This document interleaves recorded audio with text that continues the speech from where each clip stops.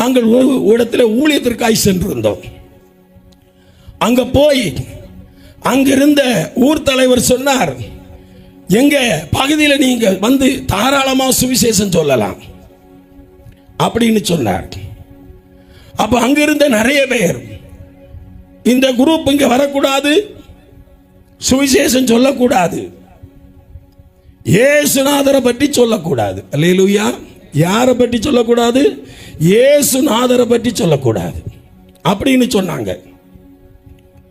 நாங்க ரொம்ப ஆயத்தத்தோட, ரொம்ப உபவாசத்தோட, ரொம்ப பிரயாணத்தோட நாங்கள் சென்றிருந்தோம்.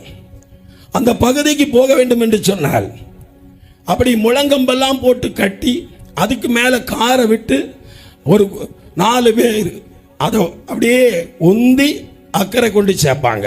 அப்புறமா ஒரு 80 கிலோமீட்டர் தாண்டினாதான் அந்த ஊர் இருக்கிறது.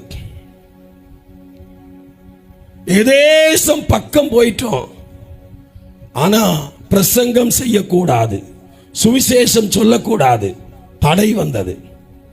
அப்பொழுது நாங்கள் சொன்னோம், நாங்கள் சுவிசேஷம் சொல்லவில்லை, நாங்கள் சத்தம் போட்டு எதுவுமே சொல்ல விரும்பவில்லை.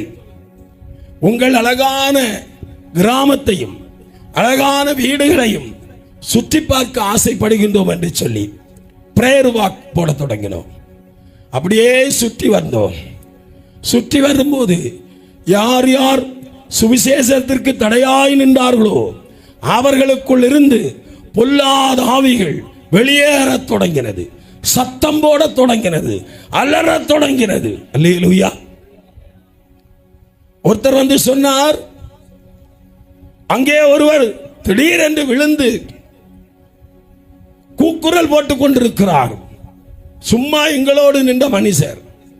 கொஞ்சம் அந்த பக்கம் பார்த்தால் ஒரு 7-8 பேர் அப்படியே விழுந்து சத்தம் போடுகிறார்கள்.